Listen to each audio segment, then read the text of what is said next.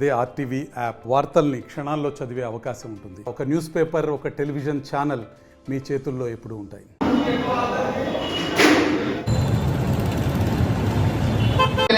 పరిస్థితి. అదేవిధంగా యువత ఎంతో మంది వలసలు పోతున్నారు. నిన్నటి దినం ఎంతో చేశారని అబద్ధాలు చెప్పాడు, పచ్చి అబద్ధాలు చెప్పాడు. లక్షలాది ఉద్యోగాలు సృష్టిస్తానన్నాడు, ఉపాధి చేస్తానన్నాడు, ఎక్కడ కూడా చేయకుండా యువతను మోసం చేశాడు. అదేవిధంగా ఇండస్ట్రీస్ తీసుకొస్తానన్నాడు, ఎక్కడ ఒక్క ఇండస్ట్రీ కూడా తీసుకురాలేదు. మరి ముఖ్యంగా కనీస అవసరమైనటువంటి రోడ్డు చేస్తానని చెప్పినాడు, రోడ్లు కూడా వేయలేనటువంటి పరిస్థితి. ఈ రకంగా పచ్చి అబద్ధాలు చెప్పి ఈ పవిత్రమైనటువంటి మాచాన సోమగొప్ప గారు చరిత్ర సృష్టించినటువంటి భారత పద్మశ్రీ అంటే భారతదేశంలోనే పెద్ద ఆయన మాచాని సోమపంటి చరిత్ర, ఆయన గ్రౌండ్ని అబద్ధాలు చెప్పి అపవిత్రం చేశాడు. కాబట్టి ఈరోజు తెలుగుదేశం పార్టీ తరఫున మా యువ నాయకుడు కాబోయే ఎమ్మెల్యే జయనాగేశ్వరరెడ్డి గారు,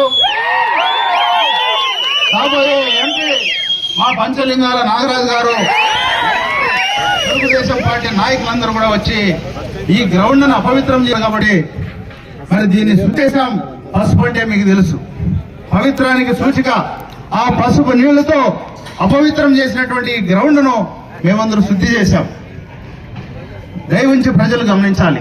నిన్న ఆయన చెప్పిన అబద్ధాలందరూ కూడా ఒకసారి ఆలోచన చేయండి.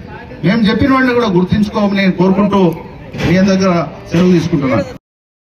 ఎమ్మెల్యేల గడ్డకు నడిబొడ్డులున్నటువంటి మనందరి ఎమ్మెగనూరు ప్రజల ఆస్తి, పెద్దలు పద్మశ్రీ మాచాని సోమప్ప గారు ఇచ్చినటువంటి మన ఎమ్మెగనూరు ఆస్తి అయినటువంటి ఈ యొక్క గ్రౌండ్ ని ఎవరైతే కొట్టేయాలా కాజేయాలని చూసినారో ఆ పార్టీ అధినేత ఈరోజు ఇక్కడ నిలబడి ఇదే వేదిక మీద నుంచి ఎన్ని అబద్ధాలు మాట్లాడారో నిన్న మీరు చూశారు. మొట్టమొదటి అబద్ధం నేను మొన్ననే ప్రశ్నించిన జగన్మోహన్ రెడ్డి గారు. మీరు చూస్తే చేనేత కోసం ఎన్నో చేశామని చెప్పే జగన్మోహన్ రెడ్డి ఓట్ల కోసం మాత్రం చేనేతలకు సీట్ ఇచ్చామని చెప్పి నేతన్న నేస్తాన్ని మాత్రం కేవలం 1300కి ఇచ్చి 1300 మందికే ఇచ్చి మోసం చేసి ఈరోజు మీరు ఏమి చేశారని చెప్పి ఎమ్మెగనూరు గడ్డ మీద మళ్ళా మాట్లాడడానికి వచ్చారో నిన్న చూశారు మీరందరూ. రాజశేఖర గారు కడపకు తరలించుకుపోయారు.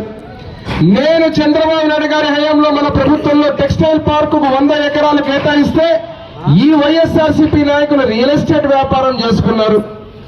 అదే మీ ఇంట్లో మీ తల్లి దగ్గర నుంచి, సొంత నీ చెల్లెల దగ్గర నుంచి నిన్ను నమ్మొద్దు ఈ పార్టీకి ఓటు వేయొద్దు అని అడుగుతా ఉంటే ఇక్కడికొచ్చి ఎమ్మెగనూరు నియోజకవర్గ ప్రజలు ఉండాల్సినటువంటి మీటింగ్ లో 77 నియోజకవర్గాల నుంచి జనాన్ని పిలిపించుకొని ఎక్కడ పలమనేరు, ఎక్కడ మదనపల్లి, ఎక్కడ పీలేరు, ఎక్కడ వేరే ఊర్లో నియోజకవర్గాల నుంచి జనాన్ని పిలిపించుకొని మేము సిద్ధం అంటున్నారు మీరు. మరి నిన్న హాస్యాస్పదం ఏమంటే మీరు చెప్పే అన్ని అబద్ధాల్లో అత్యంత గొప్ప అబద్ధం ఏమంటే జగన్మోహన్ రెడ్డి పేదవాడంట, బుట్టారు వెనకమ్మ పేదరాలంట, ఇంకొక నాయకుడు పేదవాడంట. అయ్యా ఈ రాష్ట్రంలోనే అందరికీ తెలుసు, ఎలక్షన్ అఫిడవిట్ పెడితే అత్యధిక డబ్బు ఉన్నటువంటి ధనవంతుడు జగన్మోహన్ రెడ్డి అని రాష్ట్రంగా దేశం మొత్తం తెలుసు. మీరెక్కిపోయిన వాళ్ళు స్వామి ఇన్ని అబద్ధాలు మా ఎమ్మెగనూరు గడ్డ మీదే మాట్లాడితే ఏం చెప్పాలో మా కర్మని చెప్పి ఈరోజు ఈ అబద్ధాలు ఈ గడ్డ మీద మాట్లాడినందుకు రేపు అపవిత్రం చేసిపోయినారు. మీరు మాట్లాడిన మాటలు అన్ని అబద్ధాలని చెప్పి ఆఖరికి రేణుకమ్మ గారు టెక్స్టైల్ పార్క్ గురించి అడిగారు జగన్మోహన్ రెడ్డిని. ముఖ్యమంత్రిని టెక్స్టైల్ పార్క్ గురించి అడిగితే ఎవరు పెట్టిన టెక్స్టైల్ పార్కో రేణుకమ్మ గారు చెప్పలేదు. ఎవరు తెచ్చిన టెక్స్టైల్ పార్కో, ఎవరి హయాంలో ఇచ్చిన టెక్స్టైల్ పార్కో అది రేణుకమ్మ గారు చెప్పకుండా 5 సంవత్సరాలు చేయలేదంటే రేపు అన్నా జగనన్న రేపు గెలిచిన తర్వాత మీరు టెక్స్టైల్ పార్క్ చేయాలంటే దానికి కూడా సమాధానం చెప్పలేదు. మీరు గమనించారా? ఇది చేనేతల మీద ఎమ్మెగనూరు మీద ఉన్నటువంటి ప్రేమ.